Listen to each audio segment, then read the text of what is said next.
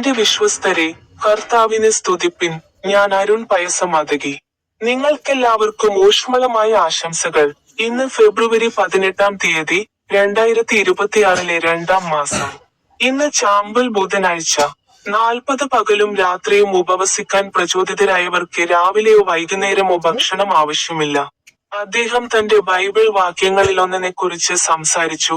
യെശയ്യാവ് 58-ാം അധ്യായത്തിലെ 6-ാം വാക്യത്തിൽ അദ്ദേഹം പറഞ്ഞു, ഇതല്ലേ ഞാൻ തിരഞ്ഞെടുക്കുന്ന ഉപവാസം, അനീതിയുടെ നുകം അഴിക്കുക, അടിച്ചമർത്തപ്പെട്ടവരെ സ്വതന്ത്രരാക്കുക, എല്ലാ നുകവും തകർക്കുക. നിങ്ങൾക്കെല്ലാവർക്കും ഊഷ്മളമായ ആശംസകൾ. എന്റെ യൂട്യൂബ് ചാനലിലെ പാടുക ബട്ടണിൽ ക്ലിക്ക് ചെയ്യാൻ മറക്കരുത്.